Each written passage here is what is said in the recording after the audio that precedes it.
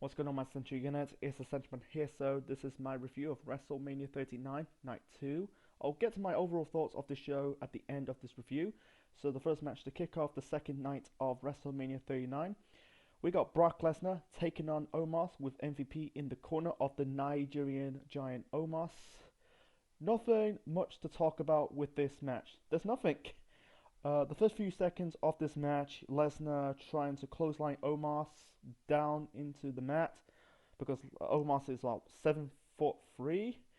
He couldn't he's not selling the clothesline attempt by Lesnar. He's not knocking Omos off his ass. Omos just hitting like these big power moves onto Lesnar, like scoop slam, scoop slam. I think he punched Lesnar into the kidneys.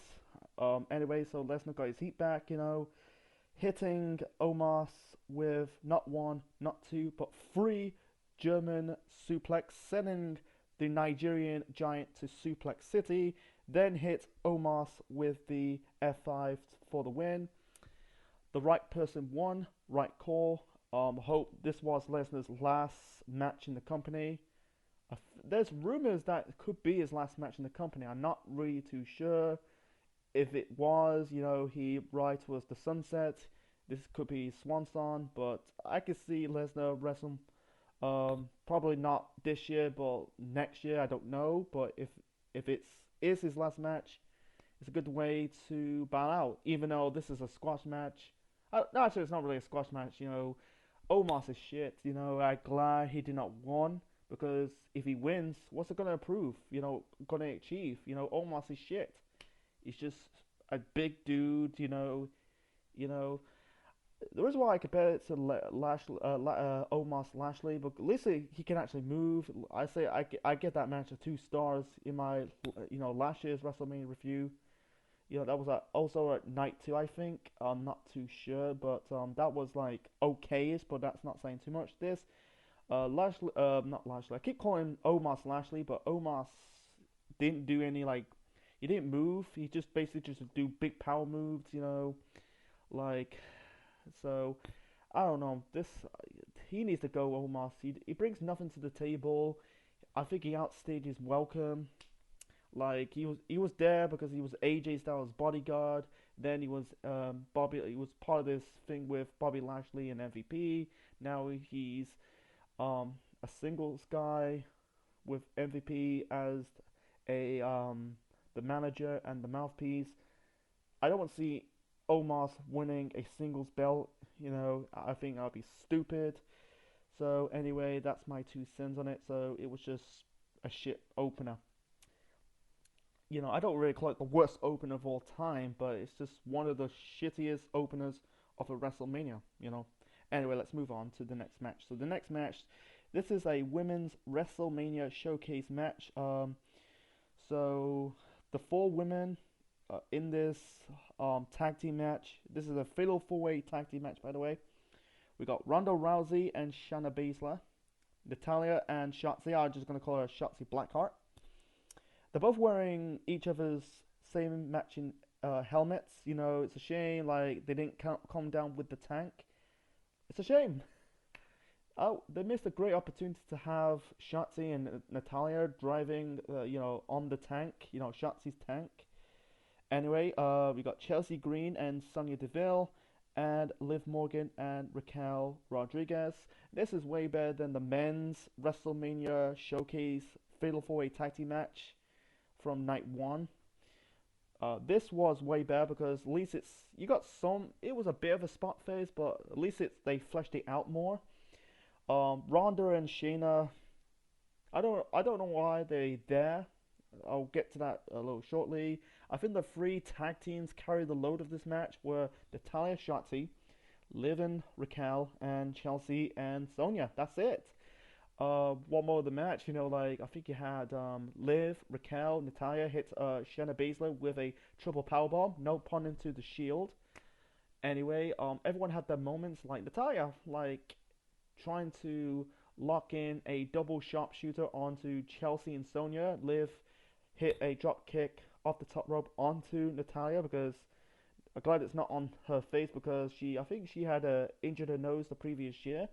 I try to keep it short and simple, folks. I'm not a guy who idolize moves by move, otherwise it'll be a very long review. Even on my my previous classic WrestleMania reviews were very into that hour 20, nearly an hour and a half reviews. But anyway, so I'll try to keep it short and simple, folks. So in the end, Ronda Rousey made Shotzi Blackheart tap out with the armbar, and that was it. I don't understand why they're there. They didn't they didn't show up in this match. They barely have any offense in this match. I'm not a big fan of Ronda. I'm gone off Ronda. I really gone off of Ronda at this moment in time. I kind of praise her when she came back to win the Royal Rumble. That was cool. But at this moment in time, she is a bitch. She don't give a shit about it. I don't think she likes Brock Lesnar. Like Lesnar saying in interviews like in the past that he doesn't give shit to the business, referring to the wrestling business. This is similar to Ronda. She doesn't give a shit about the wrestling business. She did like a video. I think it was on her Instagram saying wrestling is fake. She's basically shitting on Roddy Piper, even though you're friends with Roddy Piper before he died. You you gave him your blessing, and it's like you're throwing back and shitting on the memories of Roddy Piper, man. Roddy needs to. She acting like her shit don't stink. Someone needs to slap her in the face, man. Uh, not me, but she just like she thinks like everyone has to give her on a silver platter. Yeah, everything's handed to her on a silver platter. Unfortunately, not doing the work. Anyway, but besides that, I think it was still a fun match to watch. So the next match is one of the contenders of match of the night. This you can tell the show's starting to pick up into the second gear. This is a triple threat match for the Intercontinental Championship. Gunther represent the leader of Imperium, defending the belt against Drew McIntyre, and represent the Brawling Buddies Sheamus. This was really good. Glad they didn't overbook this, having members of Imperium and the Brawling Buddies interfered. But anyway, it's just revolve about three guys: Gunther, Sheamus, Drew McIntyre, and it's really good. I think the first half was a little bit boring to me, but the second half kind of picked up some gear, and it's really good. Like one more of the matches between Sheamus and Gunther. The next thing is Gunther and Drew, and then I think the two guys kind of carried the workload is Sheamus and Drew. Even though they're friends in real life. I think there's the build up to this. They have They have this friction of their friendship. They told a really good story. One more of the match. I think like Sheamus hit like the Celtic Cross onto Gunther. I think it's the first time that Sheamus, hit that finisher, or that move for the first time in ages. It's been a long time. Mostly hits his opponents with the bro kick. He hit the bro kick on Gunther. I think that was broke up by Drew. And then and then in the second half of the match was revolved around Drew and Sheamus. One more of the match, Sheamus hit Drew with the clothesline. He hit Drew with the bro kick. Drew kicked out, and then Drew hit the Claymore kick onto Sheamus. Sheamus kicked out. Sheamus' chest was so red raw because he got slapped by Gunther's chops.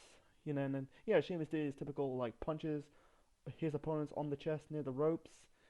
Anyway, they told a good story in the ring. One more of the match, Drew hit like his pattern dive off the top rope onto Sheamus. So I try to keep it short and simple. Man, it's really good. Sheamus. This has got to be Sheamus' best WrestleMania match. This is Sheamus's. I lost count. I think he paid. Well, I think he paid. He wrestled at WrestleMania 26. He did wrestle at 27 because that his Mania 27 match against Daniel Bryan was cancelled. He wrestled at 28, 29. I think he was in the Battle Royal at WrestleMania 30. Didn't show up at Mania 31. I think he paid at Mania 32, 33, I think 34, and I think it was 36. I think. I don't know. This has got to be his 8th or 9th. I lost count, but anyway, this has got to be his best performance at the WrestleMania. In the end, I think Sheamus hit the bro kick again onto Drew, but instead Gunther broke up the near fall. with a diving splash. Then he hit Sheamus and Drew with the powerbomb to win this match and retain the Intercontinental title. So it's a yeah, I think it was a good call to have Gunter, win it, retain the title because I think the two guys carried the load this match was Sheamus and Drew. Not really Gunter's best performance as the IC champion, but I think it was a good choice. I think that my gut feeling they're gonna have Gunter breaking the Honky Tonk Man's records, become the longest ever IC champion of all time. But who knows? But my gut feeling, I think it's gonna be Sheamus and Gunter. I think they're gonna do another match. I think I can see Sheamus beating Gunter for the title. I think as for Drew, I think Drew's losing matches, man. Left, right, and center, man. I think the best for Drew, turn heel. I think he needs to turn heel at this moment in time. He's done everything as a babyface. I think, we haven't seen that heel run of Drew since what, 2019. But yeah, even though it was stupid, he was like the Dogs of War. He was Shane's henchman. But as like a new fresh Hilton for Drew, it'll be a blessing in disguise. I think his current character, it's getting stale. At this moment in time, I think Sheamus needs to break away from the brawling buddies. Reg Hollins and Butch, aka formerly known as Pete Dunne. I think Reg Holland. I don't think he's that good in the ring. He should have been sent back to NXT. Butch, Pete Dunne is damaged goods. Unless he's gone, unless they managed to bring, he needs to go back as Pete Dunne as the bruiserweights. I don't know this situation with WWE. This whole her WWE has been sold, and rumors that Vince McMahon, got 50%. I'll talk about it late at the end of this review. So anyway, so besides that, I think it was a really good match. Probably the best IC title match in a long time. It's been a long time. Anyway, so the next match, this is for the Raw Women's Championship. Bianca Belair, yeah, that's her name, Bianca Belair, EST, taking on Asuka. Like I said, Asuka won the Raw Elimination Chamber match. No, the Women's Elimination Chamber match. Forgot there was two chamber matches last month at Elimination Chamber, so Asuka won the Women's Chamber match from last month. Anyway, so and even though we got the two former winners of the Elimination Chamber, Royal Rumble. I think Bianca won it in 20. I think it was 21 or no, yeah, Bianca won it in 2021. Asuka won the first one in 2018. This was good.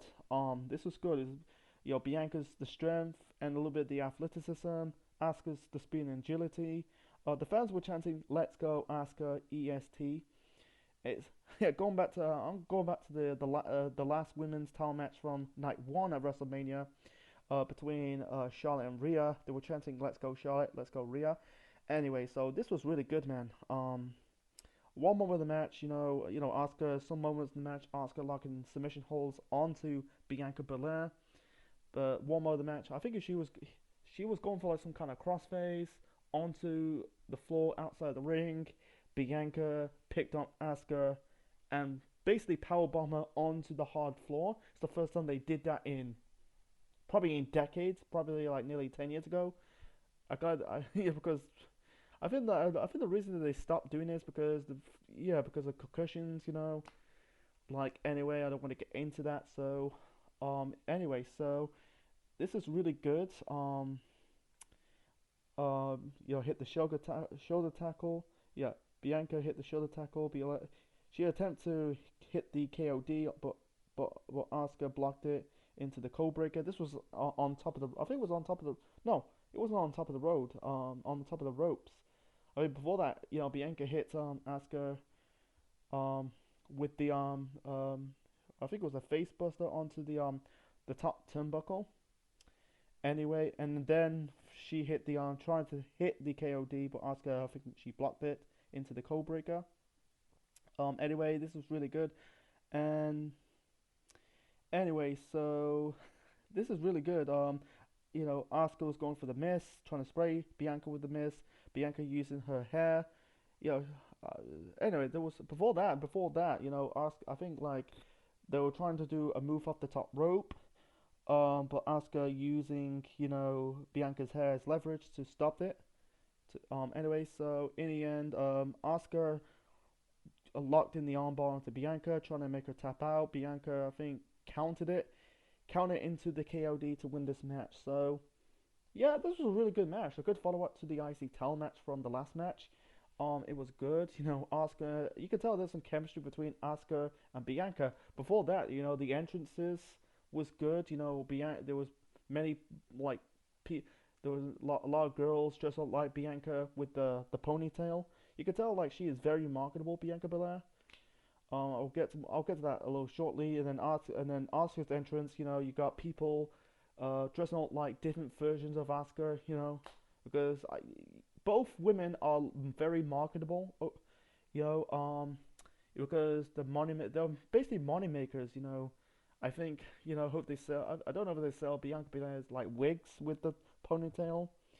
Asuka's masks are very marketable. So yeah, they're both money marketable wrestlers. I wish Asuka won this match. I think there's another match coming up. You know, between this, I think this rivalry between Asuka and Bianca is not going to end.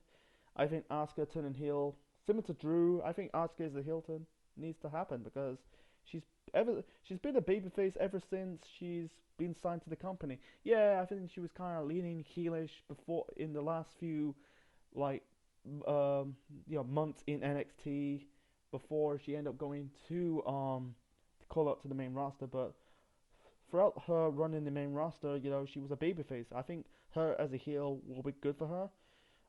I could see her winning the title. My gut thing, Bianca is going to be the longest reigning women's champion in how many years?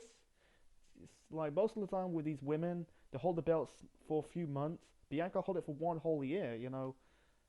It's, I think the last women what hold the women's title for one whole year was Trish Stratus.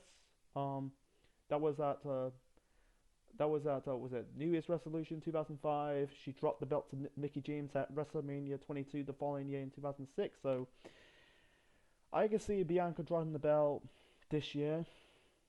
I don't think she's gonna have a 2 year reign. I think this is gonna be just a 1 year reign.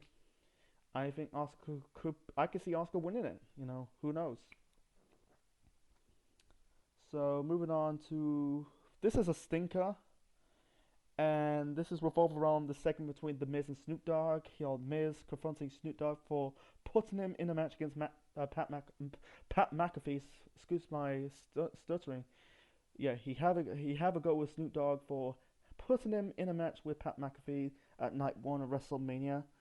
And then he said to Miz, Miz said to Snoop Dogg, I don't come around to your record studio and tell you how to rap. And suddenly Snoop Dogg once again putting Miz into another match, this time against Shane McMahon. It's a good time. It's the first time we see Shane on WWE programming since Royal Rumble of last year. The fans were cheering for. I think they're chanting Shane O'Mac. It's good to see Shane because I think the end of last year, I think it was he got fired by Vince. That was fucking stupid for Vince. Kicking his own son out of the company. That was last year. That was last year before Vince was stepping down. Because of the accusations. And anyway, so this is basically an impromptu match. So it only lasts for a few seconds. Suddenly, I never knew this because I checked on. There was a post on YouTube by Talk Sports that Shane suffered a quad injury. And he did. He torn his quad mid match. Then Snoop Dogg confronted the Miz, kind of improv his way, and he said like challenge my men like that. Anyway, so he hit the Miz, two punch. I think it was him with two punches and the people's elbow to win this match. So yeah, 2 nights in a row, Miz lost to Pat McAfee and Snoop Dogg. This is shit. Why are they doing this? It's a way to calming down the fans, but I think just why they have to do this, I don't get it. I understand why. I don't mind other segments on the show, like I don't mind the Hall of the new inductees into the WWE Hall of Fame. You had Lashley coming down briefly, hold it because he was the 2023 Andre the Giant Battle Royal. That was fine, but this in night one and night two of Mania 39. Nope. As for Shane McMahon, I hope he's fine. I wish Shane for a speedy recovery. Injuries could happen. It's very funny. He's the first McMahon with a torn quad since his dad in 2005, Royal Rumble 2005. This was during this in the 2005 Royal Rumble match. But the final two was John Cena and Batista. Vince coming down to the ring, torn his quad. And then 18 years later, Shane did the same thing. It's not their fault. Injuries could happen. It's not meant to be. It's not scripted. Like I said, I wish Shane a speedy recovery. It's not the last time we see Shane on WWE programming. Anyway, so let's move on to the next match. And this is the first Hell in a Cell match at a WrestleMania since Mania 32, The Undertaker versus Shane McMahon. So we got Edge taking on Demon Finn Balor. Edge's entrance was good. You had the skull helmet. The Brood theme music before his actual theme music hits. Balor with the demon. We got the first time we got the grey Hell in a Cell, the actual grey Hell in a Cell. It's a callback to the old Hell in a Cell. I'm glad they ditched the red Hell in a Cell. I think it's stupid. I don't understand why they come up with the red Hell in a Cell. It looks like a McDonald's playhouse. Anyway, Shane, I keep saying Shane, Edge and Finn Balor, they were hitting each other with red candlesticks, red chairs. I think he had a purple table. But besides that, this was really good, man. Really good. Like, in these two Hell in a Cell matches at WrestleManias between Undertaker Bossman, Taker Shane, they were disappointed. This is a really good Hell in a Cell match. This is a war between Balor and Edge. One more of the match, I think, you had Edge trapping Balor with candlesticks, with the red candlesticks and the purple candlesticks. I think his match with Balor's face paint, and then I think he hit him with a running drop kick onto the corner of the cell while Balor's trapped with the candlesticks. Then minutes later, Balor hits Edge with a running drop kick through a table, a purple table. I think he kicked out of Edge's Edge-O-Matic, and then he performed a Michinoku driver onto Edge. And I think Edge then threw threw a ladder into Balor. I think he hit like a Edge-O-Matic onto Balor off the table. Off the ladder. My apologies, getting confused here. He kind of hit the Edge-O-Matic onto Balor off the ladder. Then he hit Balor with the kill switch. I think it's a pay homage to Christian, because at the whole time Christian's in AEW. It's good to see. And also he did it in 2011 in his match against Dolph Ziggler. Hitting. It's very funny. Like two guys, Edge and Christian, hitting each other's finishes. Using each other's finishes. Like Edge is using Christian's finisher, the kill switch, and then if you watch Christian's matches in his matches in WWE, then you can say right now in AEW, hitting the spear. I think the reason why Christian was using the spear at the time because paying tribute to Edge, because at this moment in time, I think Edge is the master of the spear than Christian. That's my opinion. Anyway, so this has got to be, and also during that match, Edge hit Balor with the ladder, and Balor was busted wide open, and then some medical doctor came inside the cell to wipe the blood. I think the fans were booing. I understand why they boo, because they don't want to see a match stop due to like someone done a blade job. Because I wish they bring back the blood, because it brings it tells a good story in matches. It basically takes you back if you grew up watching WWE in the Attitude Era, or even the Ruthless Aggression Era, because the Ruthless Aggression Era for me, that's got to be one of the most violent periods in professional wrestling, and mostly in WWE. If you watch like cage matches, Hell in a Cell matches, hardcore matches, you see some wrestler getting busted wide open. If you watch matches in TNA, you see matches with the color because it sells. Anyway, so this has got to be. I was cringe of this moment of this match. Yeah. So Balor plays Edge on the table, and before that, you can't really see the blood because Balor's covered in face paint. Anyway, so he plays Edge on the table, lays him on the table. He's trying to put Edge through the table with his finisher, the coup de grace. Instead of the top rope, he climbed on this kind of platform on top of the cell, hits the coup de grace, Edge got out of the way, and at the table, I said to myself, holy crap, oh my god, how the hell Balor did not broke his leg? I was like, oh my god. Glad he got up, man. That would be like, oh my god. It's just, I'm glad he's recovered. I'm glad he stands up, man. That is not a good fun spot to take. So anyway, so I think he kicked out Edge's spear. That's that's Edge. Anyway, so in the end, Edge managed to hit Balor with the Concerto to win this match. So, and by the way, I forgot to mention this. This is Edge's first appearance inside Hell in a Cell since The Undertaker at SummerSlam 2008. Yeah, he lost his first Hell in a Cell match against The Undertaker. Now he won a Hell in a Cell match, and I think this is Balor's first Hell in a Cell match. I think it was his first Hell in a Cell match.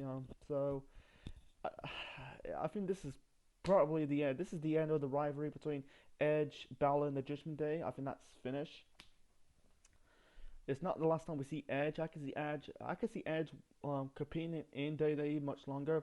I want to see Edge winning a world title because yeah, he lost to Roman at Money in the Bank 2011, but like I want to see Edge winning the title because his last title reign was in 2011. But he never really dropped the belt because he faked the belt to his neck. But I want to see him, because Edge is still, even though he's 47, but he's still in good shape. I think he's still left in the tank for Edge to have one more run as a world champion.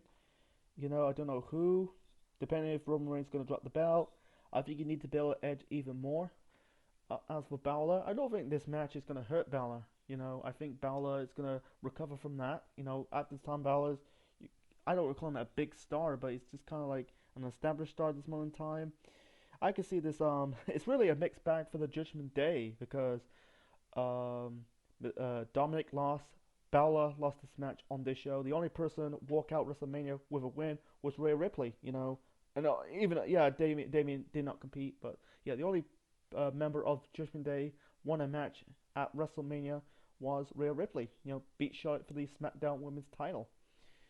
So I really like this match. So anyway, let's move on to the event.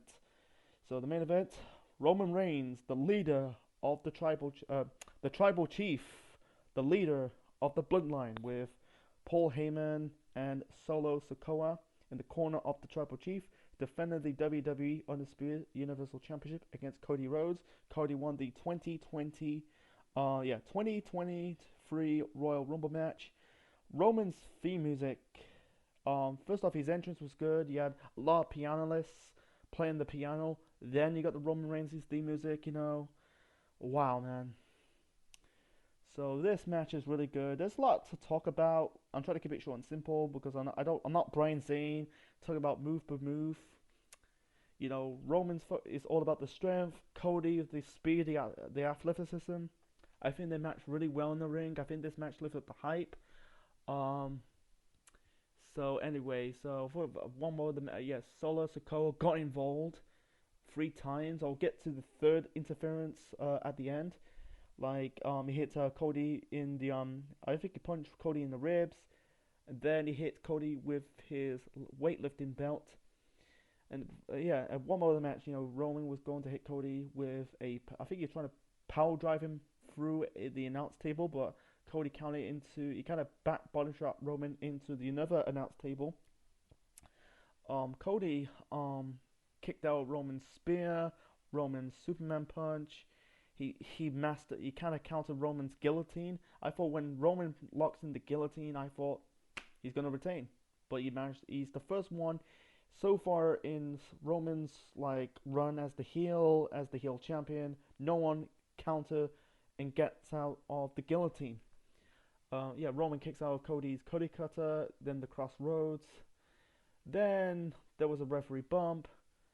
Before that, you had Paul Heyman, yeah, Paul Heyman gives Roman some technical advice. Says, you, you're not here because of you, him. I think it's like you're not here because of him, referring to Cody. He's here because of you. Who's the relevant one? Who owns the iron of relevancy?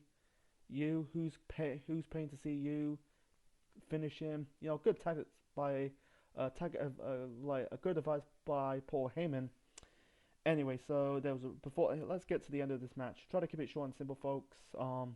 Anyway, there was a referee bump. Then you got two members of yeah, and also the referee injects Solo Sikoa out a jet from ringside. Then, like I said, the referee bump. Then you got the Usos, trying to beat down Cody. Then you got Sami Zayn and Kevin Owens came to the rescue. Sami, you could say, slightly attacked this tribal chief, got his slightly revenge onto the tribal chief, hitting Roman with the Havana kick. Then Kevin Owens hit the stunner onto Roman Reigns. Anyway, so Cody is trying to pin Roman Reigns, but that was a kick out.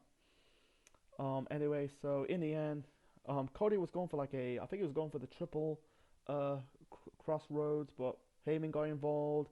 Out comes Solo Sikoa in a hoodie. This time hit Cody with this Samoan spike.